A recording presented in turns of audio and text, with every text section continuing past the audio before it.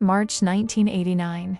For thousands of college students, spring break meant freedom. Sun, crowded beaches, cheap drinks, and a few days that felt disconnected from real life. For 21-year-old Mark Kilroy, it was supposed to be exactly that. He was a pre-med student from Texas, disciplined, well-liked, and planning for a future in medicine. The kind of person people describe as responsible, focused, someone with his whole life ahead of him. He traveled south with 3 close friends for what should have been an ordinary vacation. Then, in the middle of a crowded street filled with thousands of people, Mark disappeared. No screams, no witnesses, no explanation. At first, everyone assumed he would show up, maybe he'd stayed behind, maybe he met someone, maybe he crossed back later. But hours turned into days. His family launched a desperate search across the Texas-Mexico border. Flyers covered entire neighborhoods. Authorities became involved. National media followed the story. And then, investigators found something they never expected. What began as a missing person case uncovered something far darker, hidden just beyond the border. A remote ranch, a criminal network, rituals, and a series of discoveries so disturbing that decades later, the case still remains one of the most shocking true crime investigations in North American history. This is the story of Mark Kilroy and the nightmare waiting in Matamoros. Hello, beautiful people. I'm Maya, and welcome to another episode of Never Forget, where every case reminds us that the world isn't always as safe as we believe. Mark James Kilroy was born on March 5, 1968, in Chicago, Illinois. When he was still a child, his family moved to Santa Fe, a small town outside Houston, Texas. It was the kind of small town where everybody knew each other. Quiet streets, public school, Friday night football. Mark's father was a chemical engineer. His mother, Helen, worked as a volunteer paramedic. They were practicing Catholics and regularly attended Our Lady of Lourdes Church in the neighboring town of Hitchcock. The family was close, and Mark had a younger brother named Kit. At school, Mark stood out both academically and athletically. He played baseball, basketball, and golf. He was also involved in the Boy Scouts, and in high school he graduated 14th in a class of 210 students and served on student council. After graduating in 1986, he went to college. He attended 2 institutions before settling at the University of Texas at Austin, where he was in his 3rd year studying health sciences, the required pre-med track in the United States for students planning to attend medical school. He was 21 years old and dreamed of becoming a doctor. His closest friends were the same friends he had from high school, former basketball and baseball teammates. Bradley Moore attended Texas A&M University. Bill Huddleston studied on the same campus as Mark, and Brent Martin attended Alvin Community College near home. Even after taking different paths, the 4 remained close and got together whenever they could. In early March 1989, after finishing their semester exams, they planned to spend spring break together, the annual college holiday when students from across the country travel in search of sun, parties, and temporary freedom. The 4 friends chose South Padre Island, located at the southern tip of Texas, just a few miles from the Mexican border. Bradley finished his exams earlier and drove from Texas A&M to Austin to pick up Mark and Bill. The 3 then traveled to Santa Fe to pick up Brent. Together, the 4 set out on a roughly 560-mile road trip to South Texas, arriving on the island close to midnight. They were excited.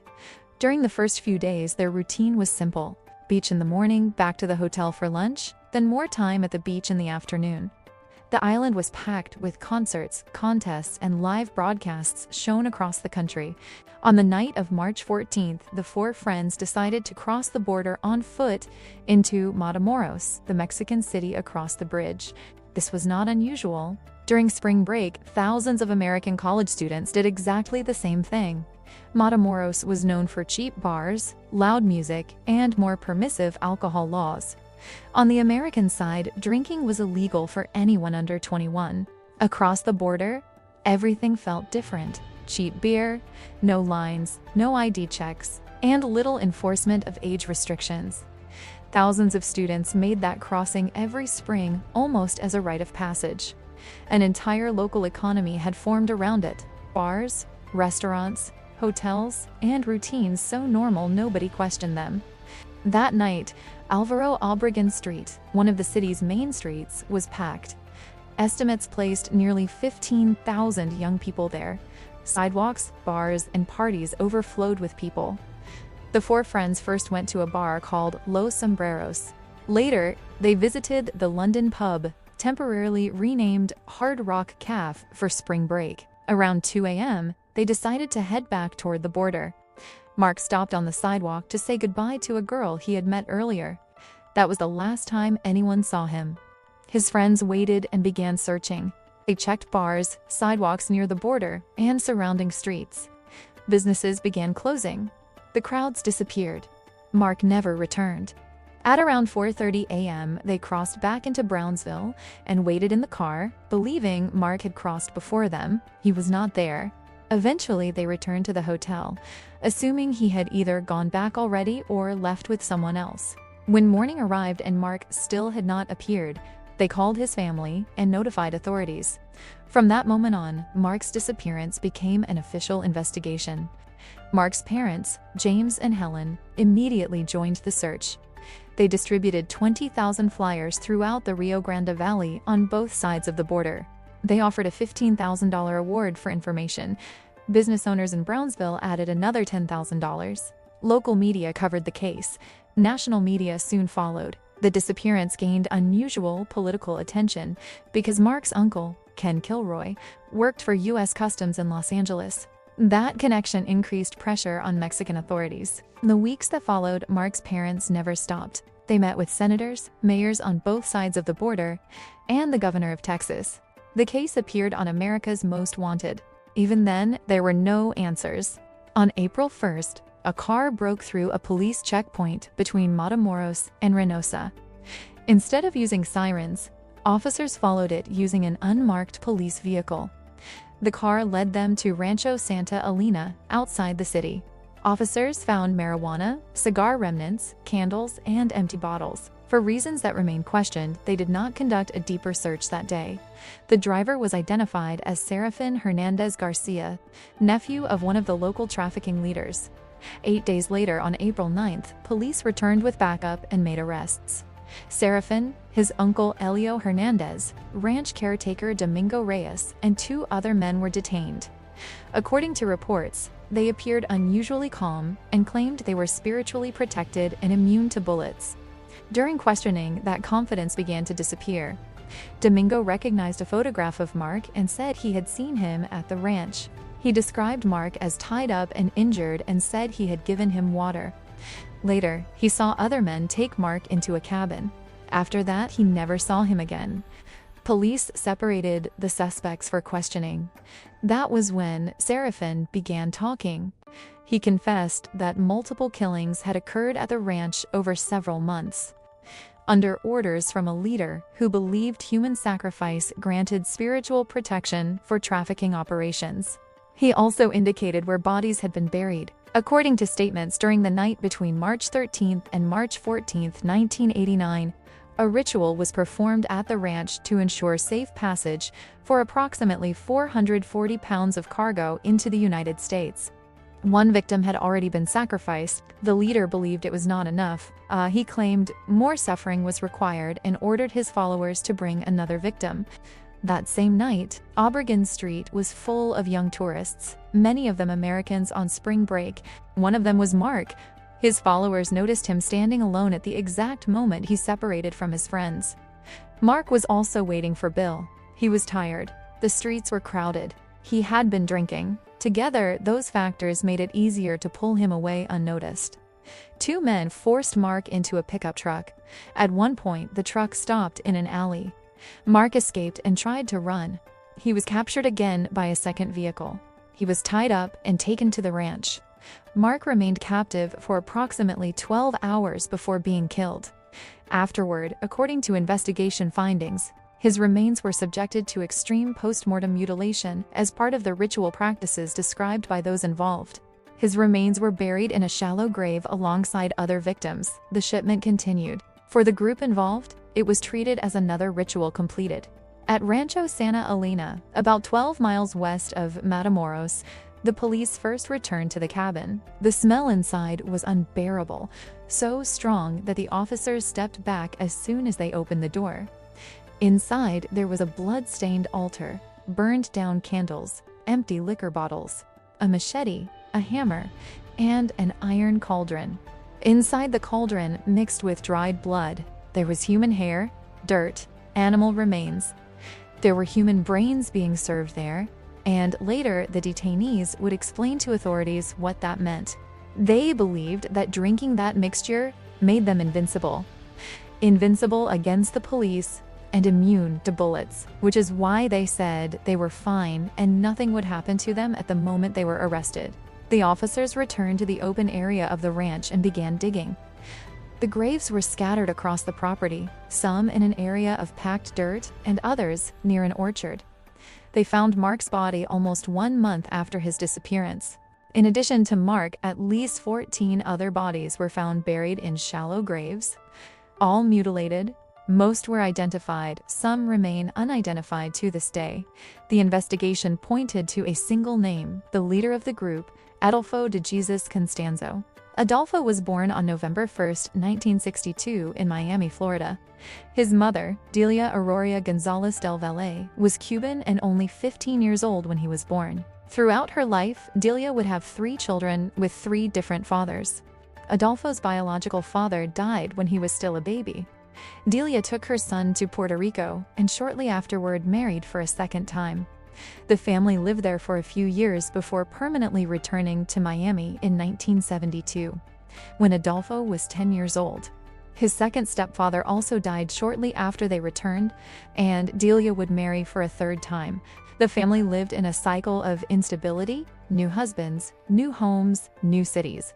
And Adolfo grew up in that environment of absence and constant restarting. To the outside world, the family appeared to follow a conventional path.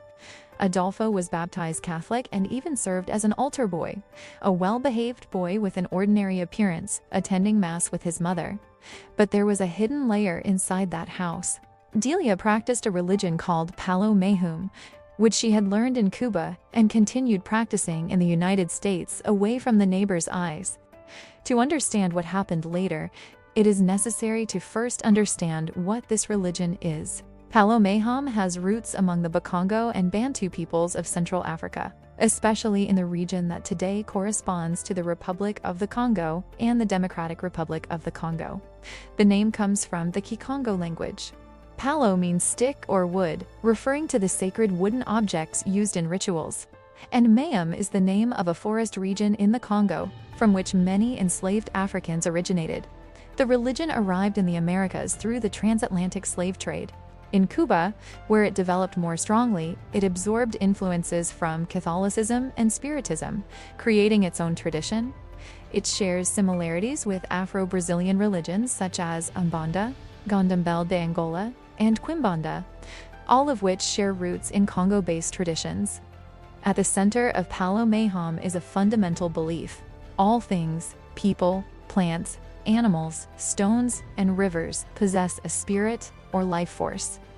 Practitioners, called Polaris or Polaris, seek to establish connections with these spirits in order to obtain guidance, protection, and power. The most important object in the practice is the nganga, an iron cauldron that serves as the dwelling place for a spirit of the dead. The nganga contains human bones, sticks, cemetery soil, and other sacred elements. It is believed that the spirit living inside the cauldron serves the practitioner and carries out their commands. Ngangas prepared with healing intentions are blessed, while those prepared to cause harm are kept without this ritual. It is a legitimate religion with thousands of practitioners around the world, including ethical and moral values and a complex worldview regarding the relationship between the living and the dead. What Adolfo Constanzo did was a violent and criminal distortion of this tradition, an appropriation that mixed elements of Palo Mayombe with his own logic of control and destruction. Adolfo's mother had prior arrests for theft, vandalism, and child neglect. According to reports from the time, she was known in the neighborhood for leaving traces of rituals in the houses she rented. According to biographical reports about the case, when Adolfo was still a baby, Delia took him to a Haitian Palo Mayombe priest who declared that he was chosen. His mother took that belief seriously and through Adolfo's childhood exposed him to the practices of the religion. Back in Miami, Adolfo accompanied his mother in petty crimes. He was a mediocre student, struggled to graduate from high school, and dropped out of college after one semester. He frequented gay bars in Miami during his teenage years, and his world revolved around the streets and the practices he learned from his mother. At age 14, he became an apprentice to a local sorcerer in Little Havana who served superstitious drug traffickers, and that became decisive. Adolfo learned that there was a market, and a profitable one, for offering spiritual protection to people living outside the law. At 18, he was formally initiated into Palo Mayombe by his own mother.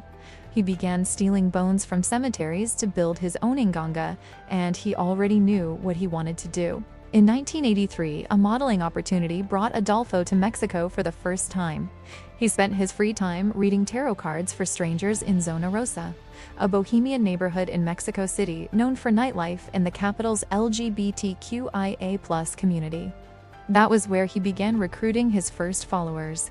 Two of them, Martin Quintana Rodriguez and Omar Aria Ochoa, became his lovers and closest disciples. Adolfo attracted them with charisma and with the promise of spiritual power they had never experienced before. He returned to Miami, but soon decided his future was in Mexico. By mid-1984, he moved permanently to Mexico City. He shared an apartment with Martin and Omar in a dynamic that mixed romantic relationships and religious hierarchy. That was when his reputation began to grow. The business model was clear. Adolfo offered spiritual protection ceremonies to drug traffickers, corrupt police officers, and businessmen operating in dangerous territories. Many superstitious people believed that magic could protect them from the police and from their rivals, and they paid well for it. The ceremonies involved animal sacrifices, and the prices varied.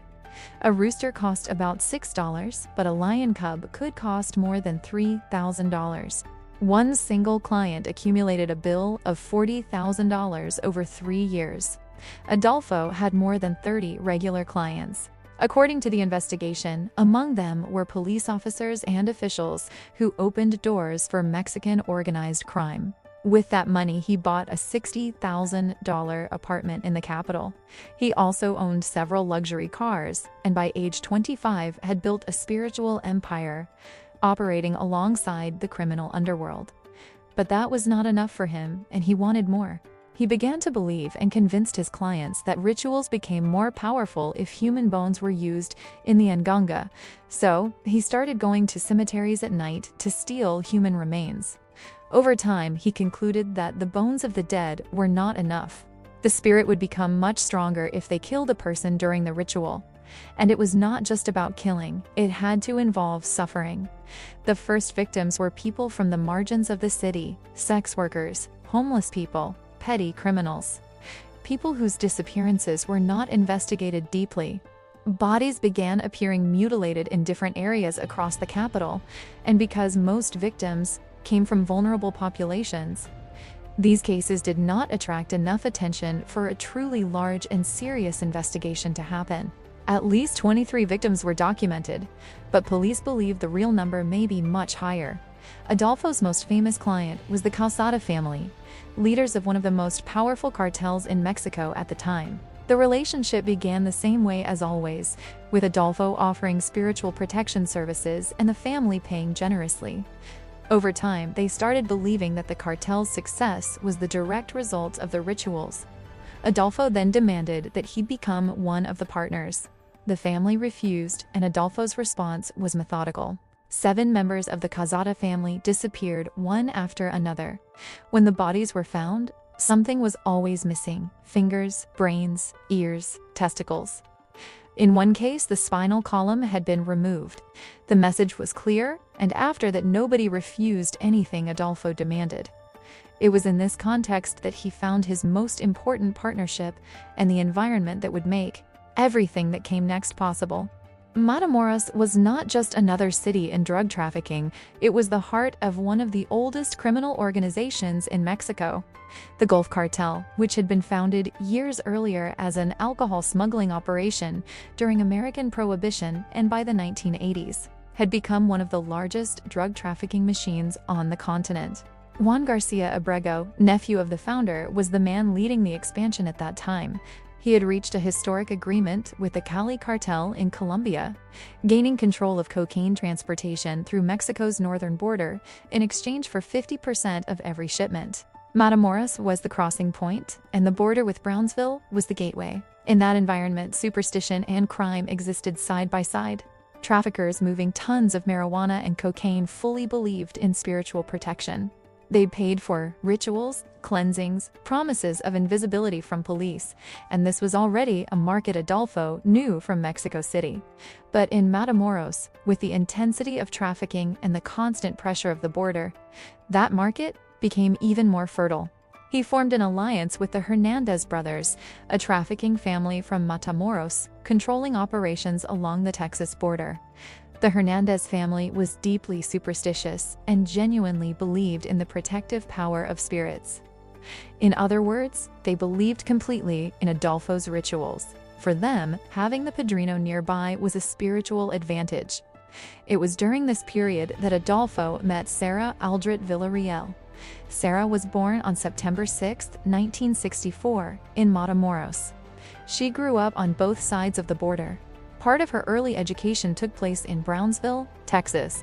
She studied physical education at Texas Southmost College on a dance scholarship, taught tennis lessons to children in her free time, and classmates described her as friendly, dedicated, and a model student. She was tall, blonde, and had light-colored eyes. She was interested in alternative religions and had contact with Santeria practices, but she did not fit the profile anyone would associate with a criminal cult. Adolfo meeting her was not accidental. On July 30, 1987, Adolfo maneuvered his new Mercedes to nearly collide with Sarah's car on a street in Matamoros. He got out and apologized with charm and elegance.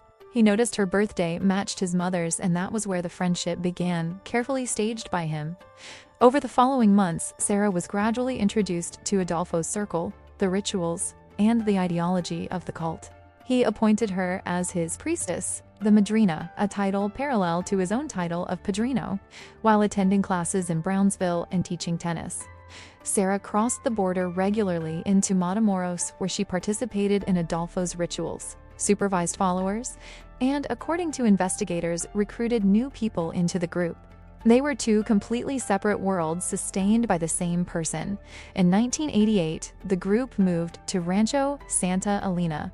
From there, Adolfo coordinated both the rituals and the transportation of large quantities of marijuana and cocaine into the United States. When news broke about the discovery of Mark's body and the other victims, it exploded on both sides of the border. Mexican radio stations spread rumors that the cult was seeking children for sacrifice, which was false but caused enough panic that parents pulled children from schools for days.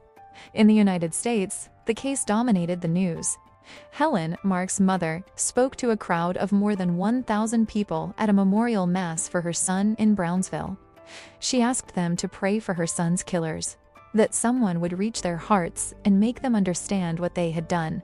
It was an act of faith that contrasted brutally with the cruelty of what had happened. But Mark was not the first victim found at the ranch, nor the only one with a family waiting for answers. 3 weeks before Mark disappeared, on February 25, 1989, a 14-year-old boy named Jose Luis Garcia vanished from a farm about 1.2 miles from Rancho Santa Elena. His father, Isidoro, and his mother, Ericada, were evangelical farmers in the region. There was no press conference for Jose Luis. There was no reward and no senators pressuring authorities. When the bodies were found at the ranch, Jose Luis's sister went to a funeral home in Matamoros to identify the remains. She recognized her brother by his gray and green shirt, his favorite. The family did not even have money to transport the body. It was Ericada who gave Texas Monthly a quote that summarized everything. She said, If it hadn't been for the American boy, none of the others, including my son, would ever have been found. The man responsible for all of this was no longer in Matamoros. Adolfo had fled before the police operation because he knew Serafin's arrest was the beginning of the end. He left Matamoros with a small group of followers: Sarah, Martin, Omar, and Alvaro de Leon Valdez, known as Ludubi, a gunman for the Hernandez family. They all traveled to Mexico City, moving from apartment to apartment among disciples who sheltered them. On the American side, the Federal Anti-Drug Agency warned Mexican authorities that Adolfo might attempt to flee to Miami, where his mother lived. The net was closing. On May 6, 1989, a neighbor called police complaining about noise coming from an apartment in the capital. When officers arrived and surrounded the building, Adolfo realized it was over. While inside burning money, Sarah threw a note out the window asking to be rescued because she was being held captive. She claimed she was a hostage in the situation. Adolfo, realizing police had surrounded the place, ordered El Dubi to shoot him and Martin, his closest lover. El Dubi obeyed. Adolfo died at age 26 in the apartment where he had been hiding. Before being arrested, he chose his own death. Sarah was arrested the same day along with El Dubi and Omar. The remaining followers were captured in the following weeks. Sarah was tried in Mexico and always claimed to be a victim. She said Adolfo manipulated her and that she did not know the extent of the crimes, and that she had been tortured during interrogations into confessing. She even wrote an autobiographical book in prison maintaining the same version. The investigations contradicted her account, but evidence existed. She had supervised the group, participated in rituals, and had direct knowledge of the killings. In 1994, she was sentenced to 62 years in prison for homicide, desecration of corpses, and other crimes. That sentence was later reduced to 50 years. If she serves the entire sentence, she will be released in 2040 at age 76. She was transferred through multiple prisons over the years. She became a writer and led literature and theater workshops for other inmates. People who knew her described her as respected, charismatic, and feared. In 2023, she became the subject of an HBO documentary series called La Narcosatanica, in which she gave several interviews maintaining her innocence. Today, she remains imprisoned in Mexico. As for the others, the Hernandez family members and other cult members were tried separately. Sentences varied depending on each person's involvement. Lil Dubi, the man who shot Adolfo on his order, became part of one of the most unusual cases in Mexican judicial history. Imprisoned since 1989, he spent many years without a final trial or sentence. He spent more than 34 years behind bars under those conditions.